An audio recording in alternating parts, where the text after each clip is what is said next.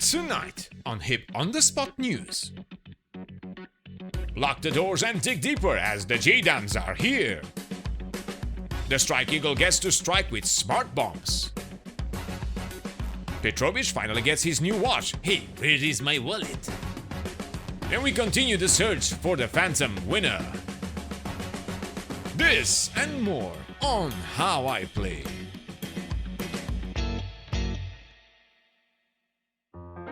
Hello virtual pilots, I'm Andre Celesti, and tonight we are going to talk about the latest updates in DCS world. And we just got another open beta patch, bringing more content, fixes and improvements to the sim, and hopefully not stirring too much drama with new bugs and issues. As a disclaimer, the patch notes do come with the mention of performance issues in dedicated servers since 2.9.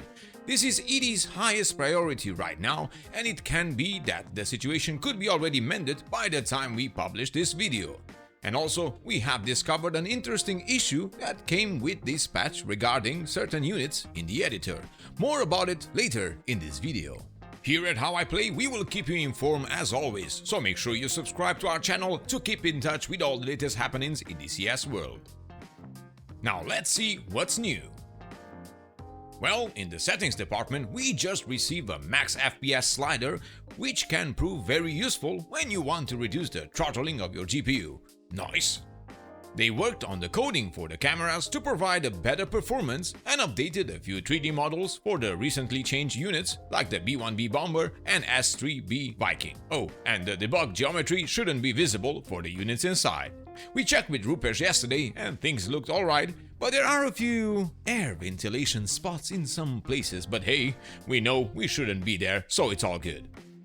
For the Hornet, they added a flare texture for the pilot model and fixed a few issues with the visor animation and self-intersections plus other improvements that were necessary. The Viper got the TGP masking indications on the TGP and HUD page. It will be flashing when approaching mask state and solid when masked. This also includes fuselage and payload masking. Keep in mind that this feature is still work in progress. For December, they are planning to add the HSD freeze functions, TGP control page, and updated laser spot search and track TGP functions.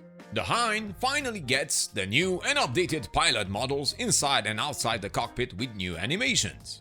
So how do you feel now, Petrovich? Yes, a bit stiff, but that's from the party we had last night with the guys. We were playing Arma Reforger, and I kept on getting shot by my own comrades. Wait, what?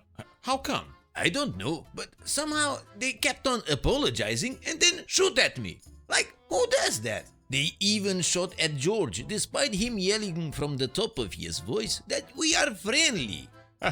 Well, it seems you got the warm embrace of the Reforger community. Don't worry, next time it will be better. Yes, just wait until they give me the Hind. Oh yes, I almost forgot. The Hind also received a new campaign named Revanche. Revanche. I need to check it out. Is that French? For the 8NC2 tank killer, they fixed the HMCS being disabled during the hot start. You can now align it properly on the ground. And they added the access to radio volumes controls and a press and down commands to set frequency on radios. Nice. For the Super Carrier, they fixed the salute command not working when using the Afterburner D10. I do remember that one from the previous patch notes. For the users flying the JF-17, I got some sad news. If not fixed already, the data link was broken and unstable with this patch. The MB339A pan gets new net animations, the gun camera and gun side repeater plus the joystick trigger with 2 D10s for key bindings, and a new AI damage model. Bellissimo! The Mirage 2K by Razbam gets an improved IFF Mode 2 with ground configuration dialog. The Mirage F1 by Aegis gets a wing rock effect at high angles of attack, a corrected air brake deployment speed, new access commands for lights, radio volumes, countermeasure selector switch, the sight manual gravity depression wheel, and VOR ILS frequency selector. Meanwhile, the star of the show this time is the F-15E Strike Eagle by Razbam. For the 3D models and textures, they added normal map to damage textures, fixed small errors in the cockpit textures with scratches, and they archived all textures and liveries to reduce drive space from around 10 GB to 6. Not bad at all. And is everyone ready for this? Yes, the JDAMs are here. Even though there is a small caveat to them, as they are still work in progress, the JDAMs are sadly not synchronized for multi-crew in this release. They added the smart weapons page, RC-ICS switches, radio modulation and VoIP volume control, and they updated the ICS independent control per seat. The South Atlantic map received new lore. Wait, what? Yes, you heard me right. If you check the patch notes, RASBAM included some nice details on why they added more buildings due to high property demand and also more smaller towns across the map.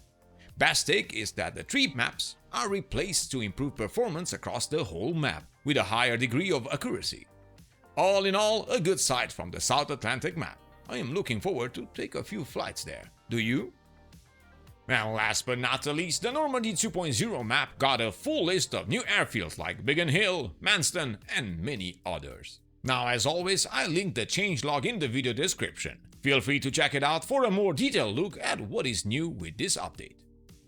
And now, we got a short update from our sponsor, VR Rock. They recently released the Pimax Crystal and Meta Quest 3 prescription lenses. These are custom-made lenses for an individual unique vision's needs, designed to fit in your VR headsets. They reduce eye strain and provide a comfortable viewing experience. The best part is that if you use our Hip Games promo code, you will now get 10% off your orders. Link is in the video description.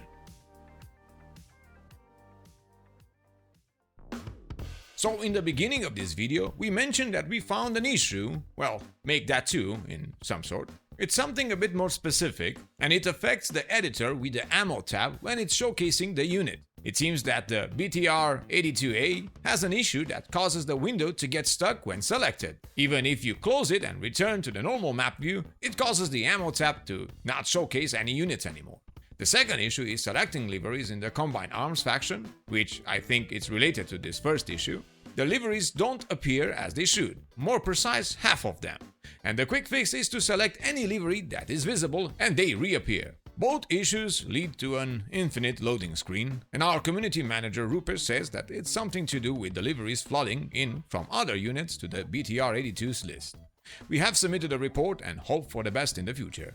This test was done on the default and multi-threading version of DCS with no mods and a clean install with the latest open beta update. Let us know if you encounter this as well. In other news, Wax released an interesting video showcasing the future priority fire zones and no fire zones in the Apache. This is another of those special features we see in the outgoing updates for the module, taking advantage of previous data link upgrades and setting the future in stone for great operations in a deep mill sim experience for those who want the full-fledged functionality of these magnificent machines. I linked the video in the description down below. Make sure to check it out. And that's it for today. Thank you all for watching. Remember, the F4 Phantom giveaway is still active. All you need to do is to be subscribed to our channel, comment on all of our videos from now on, and you will get the chance to win 2 F4 Phantoms for you and your favorite Rio out there. More information about this event in the video description. Many thanks to our Patreons that support our channel: Rhinox, Richard Burnside, Pegasus24, StepAd001, Runan, Crash, Santiago Ordonez, Hobo, Dieter Newsbomber, Tony Prince, Jan Masak, Natalon, Isot, RaptureDad86, Moljam, Dougal Wilson, Brookwed, and Frank Diaz del Pino. Let's make sure that this list is harder and harder to be read. Thank you guys for your continuous support, it means a lot to me. Remember to check our sponsor, VR Rock, for your VR blue light protection and prescription lenses, and subscribe to keep in touch with all the latest news on your favorite simulators and games. I am Andre Celesti, reminding you to fly safe, and I'll see you next time.